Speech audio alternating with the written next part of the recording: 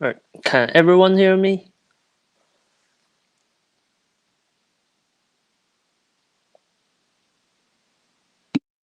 Alright, yeah. The tutorial session will begin in 5 minutes.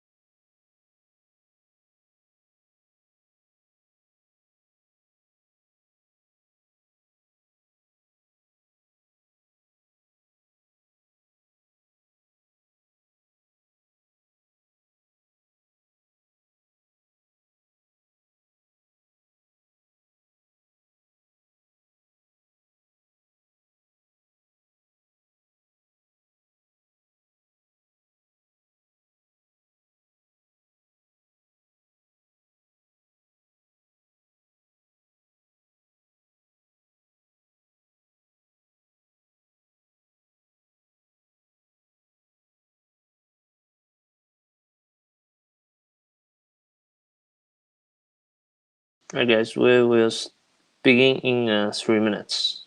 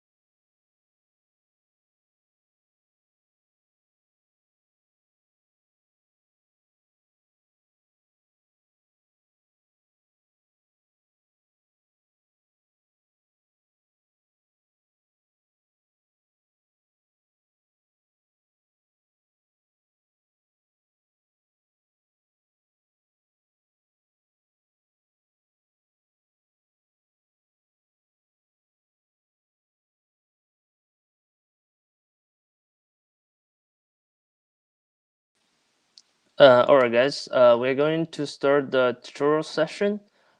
Today, I'm going to give you a brief introduction about how you should do for the lab 2.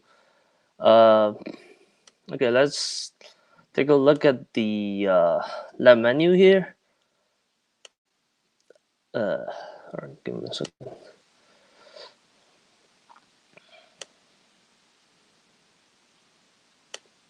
Sorry about the delay because this is my first time using the the Blackboard virtual classroom. Um, Alright, so can everyone see the lab menu here? Alright, Yes. okay. Um, so for this lab, because you guys have already done the lab 1, I'm not sure if you guys have finished it, but for this lab, you are supposed to find a transfer function of this theta m over vm from the transfer function you derived for lab 1. And for this system, for the new transfer for function, you are supposed to design a phase or lead or lag controller to achieve these requirements here.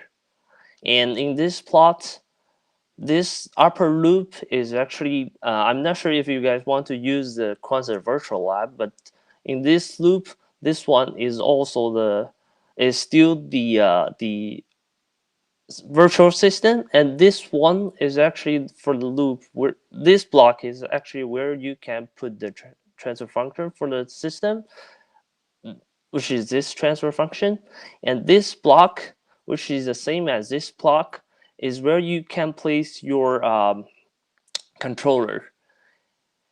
uh, so just the hardest part for this lab here is that first you have to find the correct transfer function from omega m of over vm to this. And I mentioned that here, since this omega mt equals to the dot theta mt, the corresponding Laplace transform is actually omega s equal to s theta s, which means in order to find this transfer function, you just have to substitute the transfer function for lab 1 with this.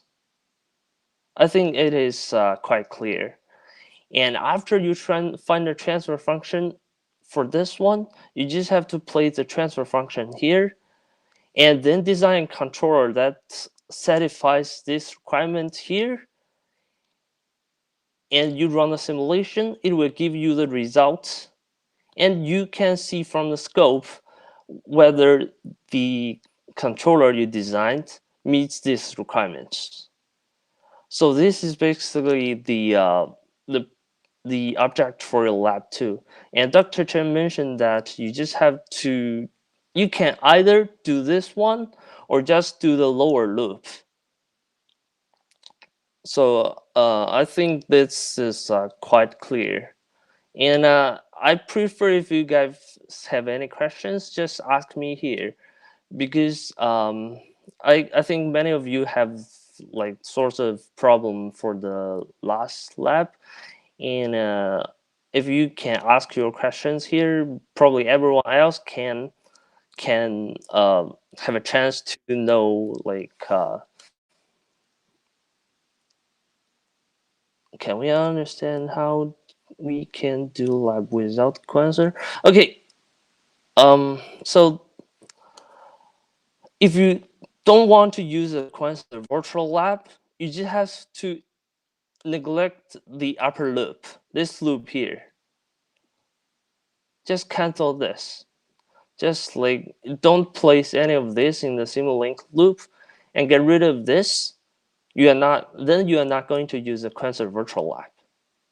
Okay, so just um, leave this part and the lower loop here, then you can do the lab without the Quasar virtual lab. Yes, neglect the Quasar overall.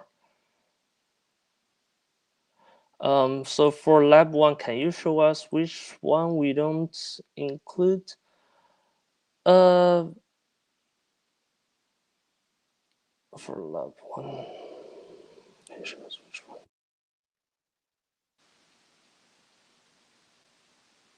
So we would have just one input. Yeah, you just have one input on the scope. Um, does everyone here want me to go over lab 1 as well? Okay.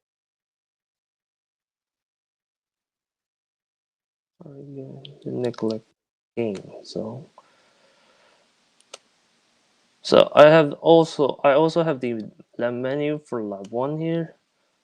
Um,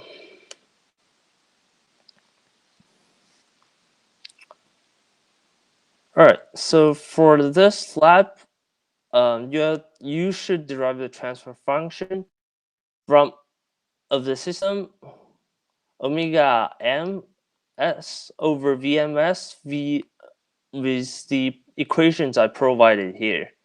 You just have to do the Laplace transfer function and substitute I. Let me see. Substitute torque m with kt times ims. You just have to do the Laplace function, then substitute this with this. You're going to get the transfer function for the system.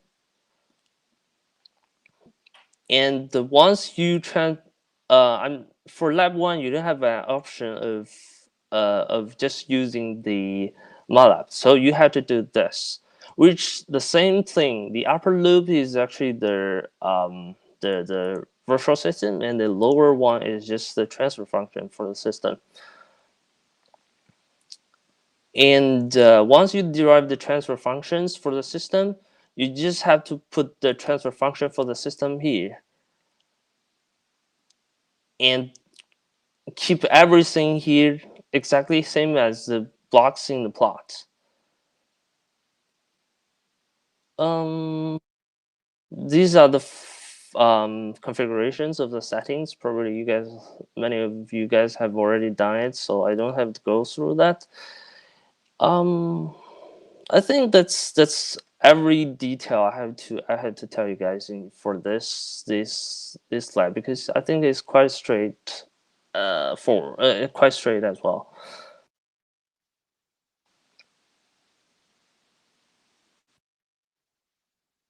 The prof said we don't have to use Quasar for lab. I'm not sure if the prof said this. I'm going to confirm with Dr. Chen, but if you don't have to use Quasar for lab 1, the same thing here. You don't have to have the upper loop in the simulation. You just have to have the input here, have the transfer function here, have the output. Get rid of this hardware part as well, hardware block as well. Um, yeah, I think someone mentioned here you guys have to use that in lab 1, because for lab 2 and lab 3 you have the option of not using that. For step 1, we need bully plot for both server. Um, yes, basically, all right, for step 8. Okay, since the upper loop and the lower loop is actually the same thing, because you have the transfer function for the system, and I'll tell you guys how this works. So basically, let me zoom in a little bit. So this right block is actually so this signal generator here sends the data to the right block. Then the right block will actually give the system an input signal of this. And this read encoder actually reads the data from the virtual server lab. And the gain and the transfer function here actually converts the readings from the Quantum Virtual Lab to actually the reading here will be counts And these things here, they will convert the counts into radians, which guys you might want for actually radians per second. You guys might need for this lab. So basically, that's how that works.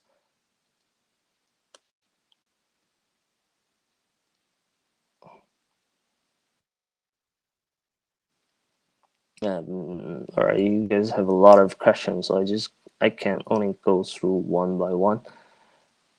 Yeah, so for step at U8, you need body plot for you just need the body plot for the transfer function, because you cannot obtain the body plot for the virtual system, because body plot only body plot the transfer function here. For this thing here, there is no transfer function. In between these two blocks, it's the real system. The MATLAB cannot analyze the system with just data. So you can only body plot this one and then compare the results of the upper loop with the body plot you obtained for this transfer function. For lab 2, could you show us how to get the setup working without the upper part? All right, guys. Okay, so I have the MATLAB here. Just give me a second because I open that.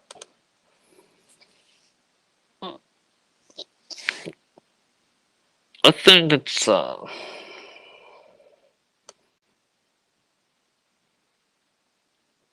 curves and the point does not have concert. Talking about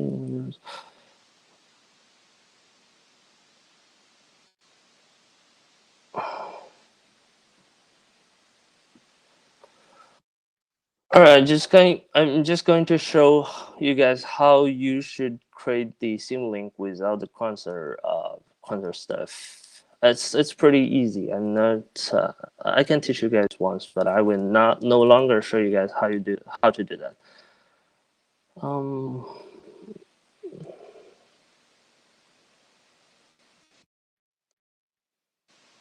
Yeah. Let me see if I.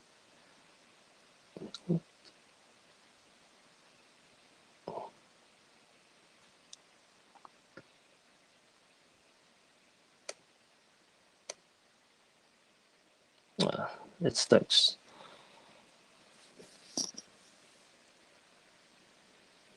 All right. So for the question I mentioned, how you create a Simulink file without the Quasar mode, Quasar virtual server, you just have to click the Simulink here. It might take a while to pop up.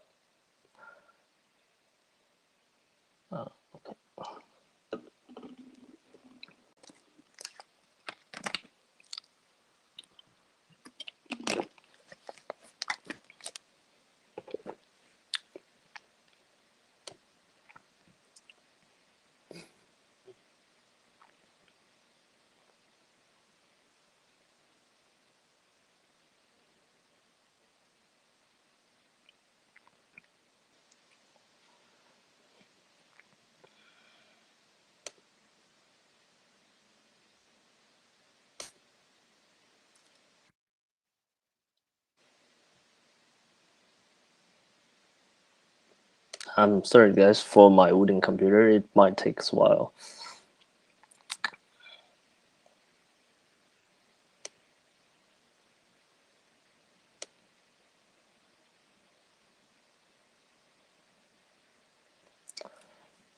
So for lab 2, if you want to do that without the Quasar virtual lab, you just have to open Simulink, the this window here, and click the blank model. And all you have to do is that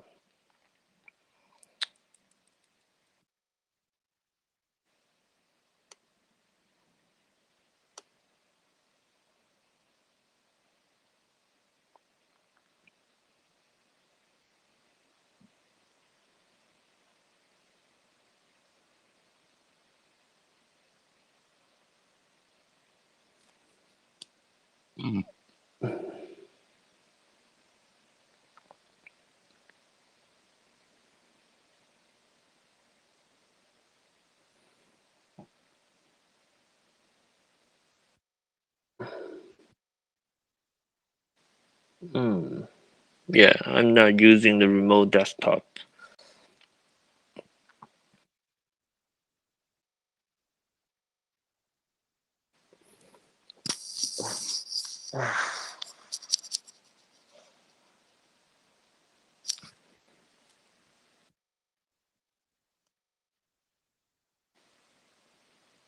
No, you don't have to create the Quark hardware I/O model because you, for lab 2, if you choose not to use a Quantum virtual lab, it has nothing to do with the Quark hardware the hardware model. Oh, shit.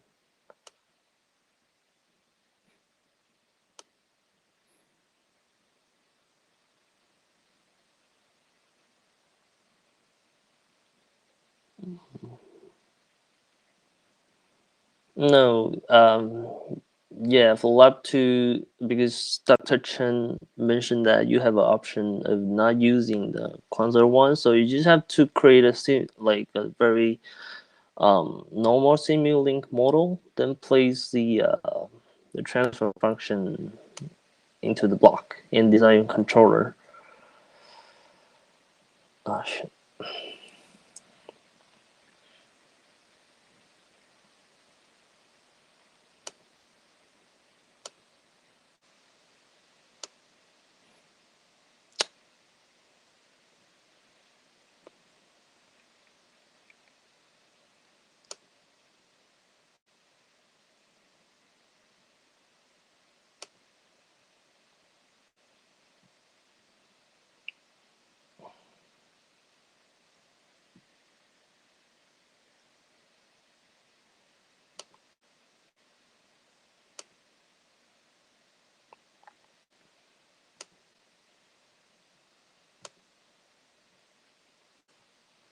Um, are you going to give us 5 marks each for first lab?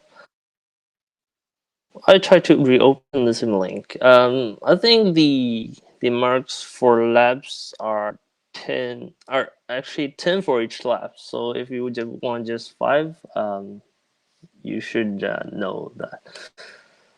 All right, I just try to reopen the Simulink. Oh yeah, now it pops up. So for lab 2, if you want to use just the Simulink, you just have to, let me see the signal generator. Okay, so let's say we have the transfer function block here. You just have to search transfer. Okay, and drag the transfer function here. Um, okay, you click on that and typing the transfer function you derive. Now I have two. I'm having two. So let's say the transfer for function you derived for lab 2 is just 1 over s1. You just have to place that here. You just have to change the coefficients to get the transfer function you derived for lab 2, and you typing signal generator.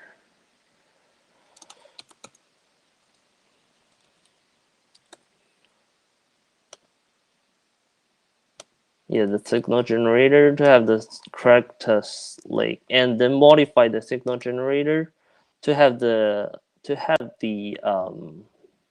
input you want. Because for lab 2, you guys need to track a step input.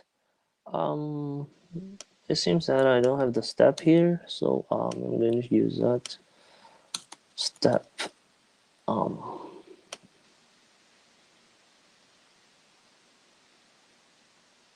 Yeah, so I have the. If you search for the step, you are going to have the step here, and let's click on that and copy paste another transfer function.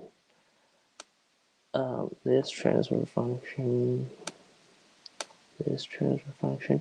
So let's say this one is actually the controller, and this one is actually the the system model. You just have to connect all of this. I need to add a substructure here.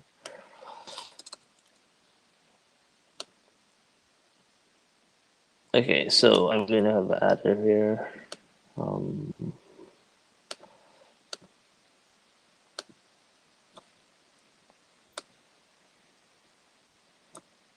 Change the sign here.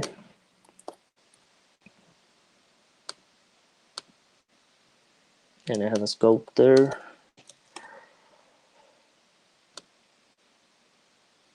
All right.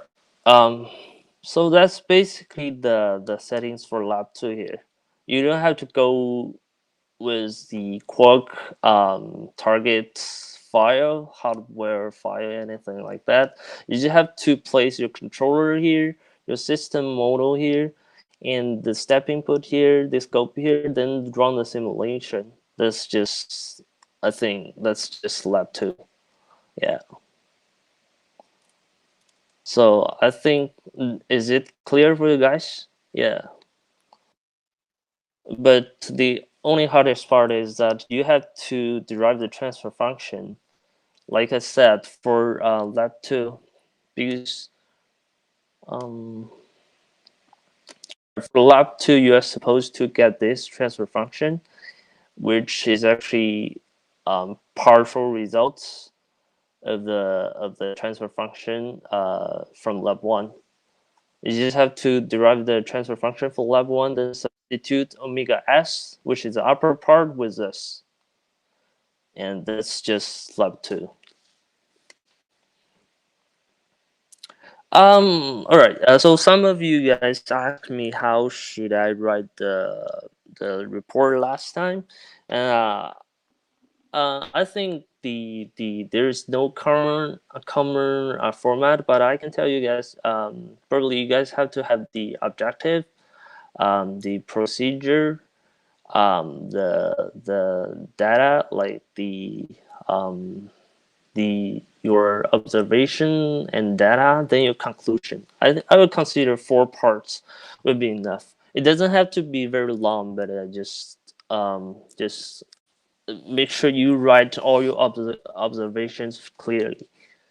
Um, Sorry I missed this, but do we have some design method for a process for getting the controller transfer function? I think in Dr. Chen's class note, there must be a design method telling you how to get the controller transfer function. Yeah.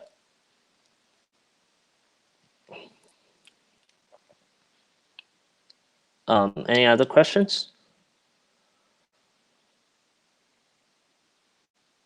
You can still email me if some part of lab 1 or lab 2 is unclear to you.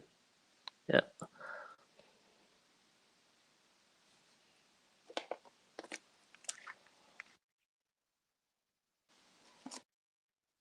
Um. Okay. I'm not sure. First, I'm not sure if you guys can do lab 1 without Quasar, but if it is it is an option. You guys just have to follow the same procedure here. Um. All right. Just give me a second. So you just all you have to do is that you get rid of for lab 1. You just have to get rid of the controller part, connect that, get rid of the feedback part, and change this to a sine wave and run the simulation. But this system model has to be the transfer function you derived. And if you want to do that without the Quasar virtual lab for lab 1, that's the only thing you have to change here. I think it's pretty. The controller can we use PID? No. For this lab, you have to use the phase leader lag controller. Yeah. Kai torrent Quasar. Um,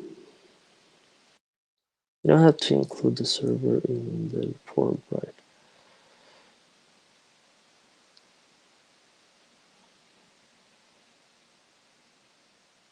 You don't have you don't have to include the server in the report, but I don't think it will spin in like full circles. If you let's say if you have a sine wave, the output of the for of the system for lab one should be a sine wave as well. If you are making that spins in a full circle, there might be something wrong with your setup or something like. Okay, if the scope shows the sine wave, then that is correct. Yeah, so for lab one, I'm having two functions graphed and compare them, or one only. It depends. If you want to do that, decide to do that with a quantum virtual lab, you're going to have like uh, uh, you are going to have the at the scope you're going to have two signals and you should compare them because they are actually the same thing. The transfer function and the virtual system should be the same. So for lab one, if you are using quantum virtual lab and for the output you're getting different signals, that means your transfer function you derived should be wrong. Yeah, if you decide not to use the virtual lab for lab one, I'm not sure if that's an option. Then yeah, you just have to uh, follow the structure I just showed you earlier.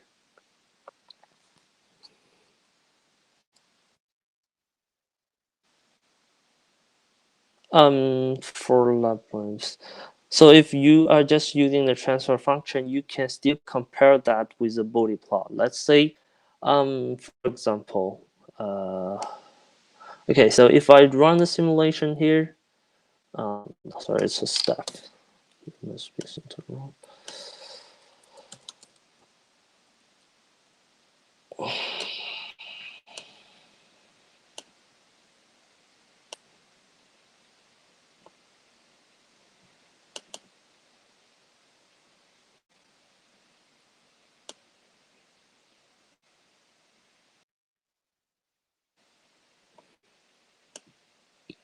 Mm. Alright, so I have the sine wave, I have amplitude, I have the frequency of 1, and I have the system. So if I body plot this system, let's say the system mu equal to 1 and dn equal to 1, 1, and then I body plot that.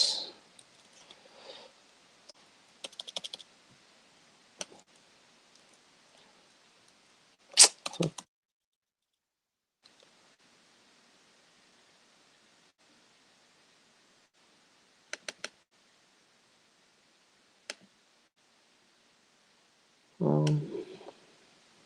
G equal to transfer mountain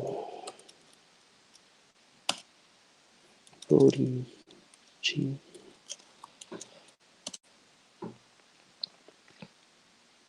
All right, so if I have a transfer function of this system here, all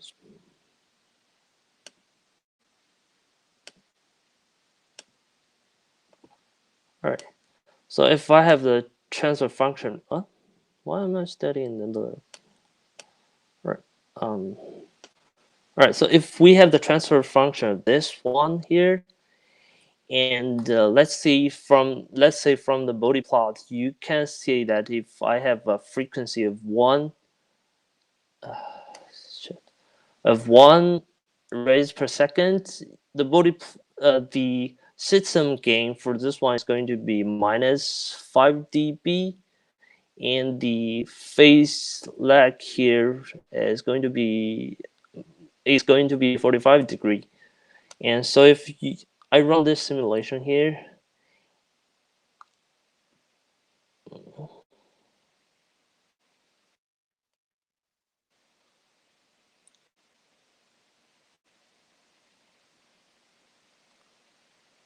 Hmm.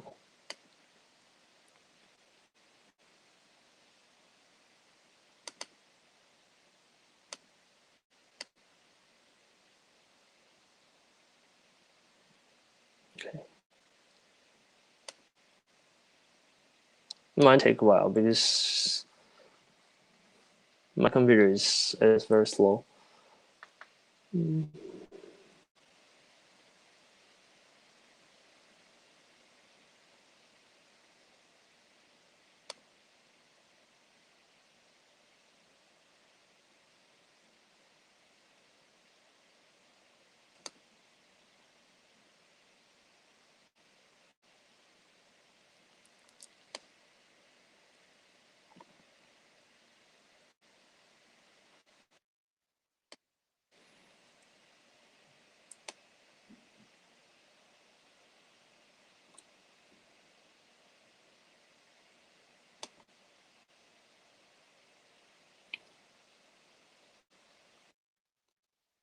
So if we compare the input and output, you can see that the blue one is actually the input and the yellow one is actually the output. You can see from the plot actually the output between the input and the actually the gain here for the output is probably 0.7.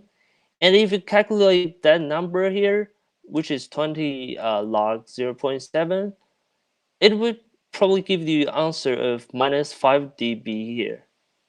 And this is the actually the objective for lab 1. You guys are supposed to find the gain from these plots. And you can see from that there is also a phase shift for the output. And that phase shift is actually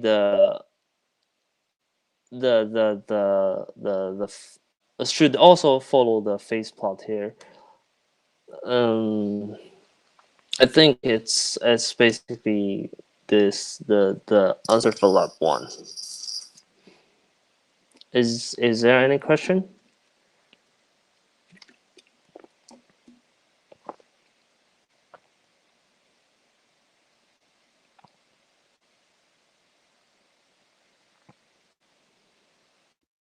How to find the phase again, please. All right, so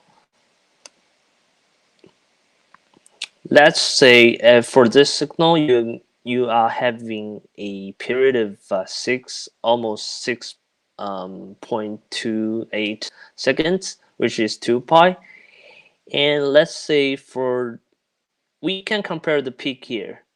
And from the peak to peak here is actually, I think this is 1.5. And this is 2.5. So the phase shift here is about 1 second. And if you're using 1 over 6 over the period, which is 6.28 times 360 degrees, you're going to get the phase shift.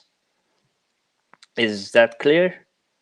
You compare the peak to peak time, find the difference between the peak to peak over the whole period times 360. Then you can get the phase shift here.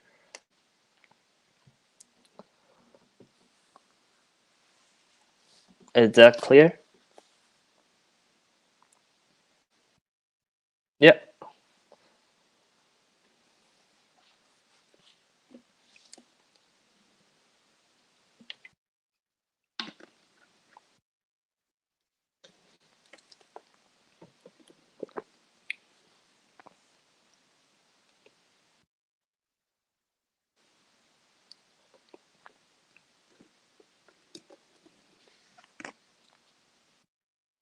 No problem. Yeah, just before everyone leaves, just ask as many questions as possible because probably I'm going to email later back, and I prefer not to email that things we have a tutorial session.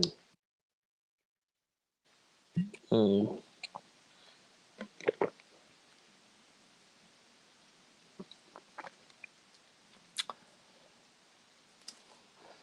When we design a phase lead lag controller, how do you want us to cause a phase lead, then phase lag to show the controller does a job? All right, so the purpose of lab 2 is, like I said, you just have to make sure that your controller can set it. The controller you design can make the whole system satisfies these requirements. Yeah.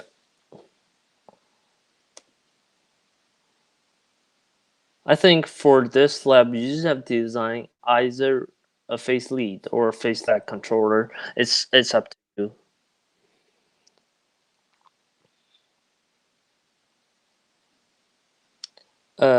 For the project, I'm not sure because I'm not sure whether Dr. Chen has announced that, but I'm not sure at this moment. Probably you guys have to use a console for the project, but I think we need to solve the license problem. Yeah.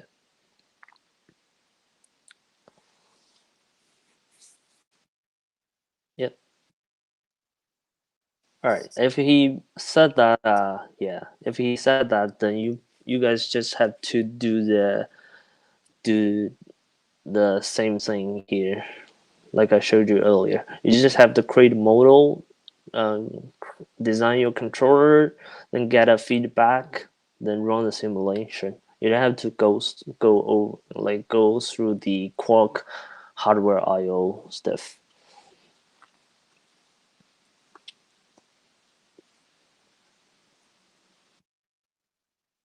But no problem.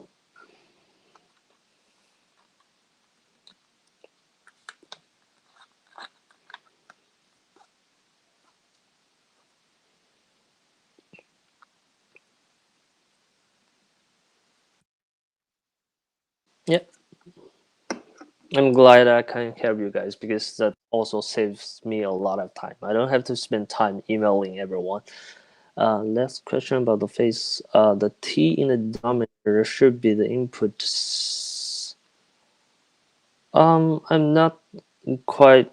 I'm not getting your question D. What do you mean by the T in the denominator should be the input period signal? Um. All right. Yes. Yes. Yes. The T in the denominator should be the yes, because actually 360 degrees corresponds to 2 pi here. Yeah. So let's say if your signal has a shorter period, your phase lag, the corresponding phase will be different. Yeah, so the t has to be the t in the denominator has to be the input signal period. Actually, yes, the input signal period will be the output signal period, if I'm correct. Use that phase in the yeah, yeah, yeah. Yeah, no problem. Any other questions?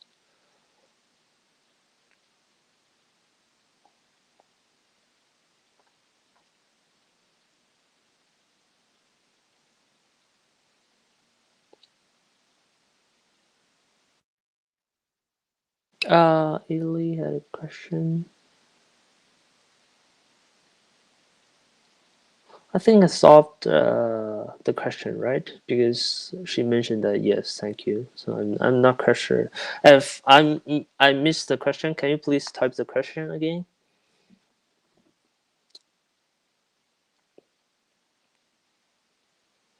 Because I might not be able to find that.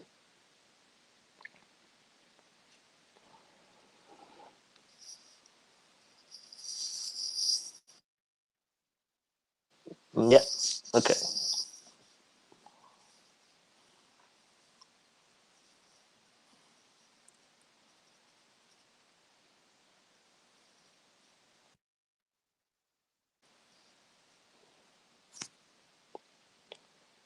If no question, I would probably end the session in 5 minutes.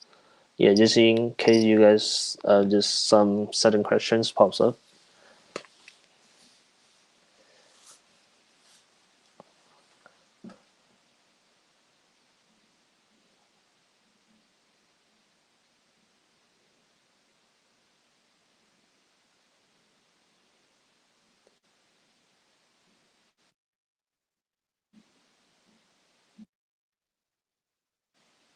Yeah, please. I think you have to use Cursor for lab one. You can email Dr. Chen about that because I only write lab menus and the design the lab. I could not decide whether you guys should use Cursor for lab one. No, I don't have to do that, man. That's 2 times pi over this number. You just have to use MATLAB to calculate that. If that equals to 0.003, then that's correct. Okay. I don't have to. I don't think I have to do that for you. You can do that on your own.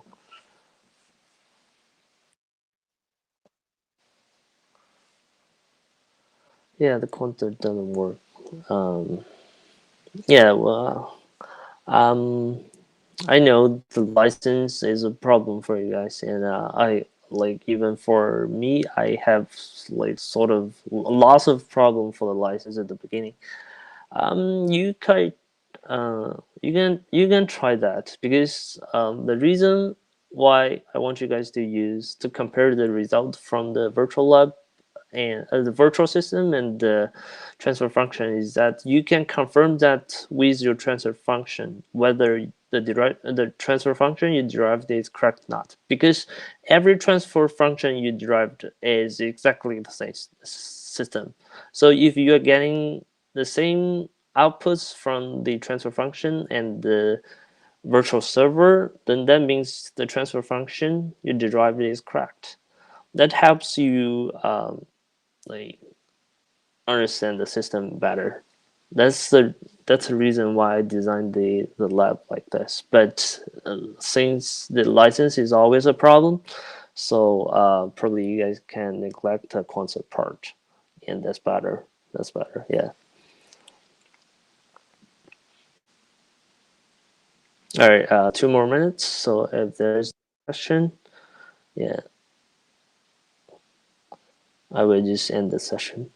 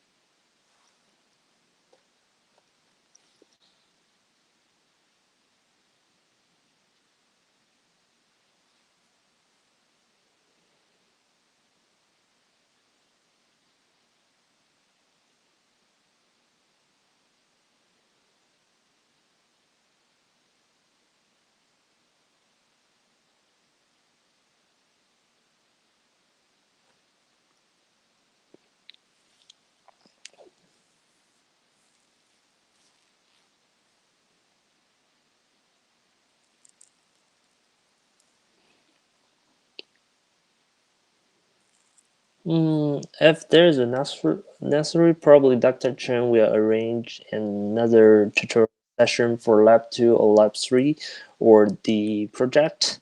And until then, I will give you guys another tutorial session. And if there's no more question, I just end the session today. And thank you guys for attending this tutorial session. Have a good day.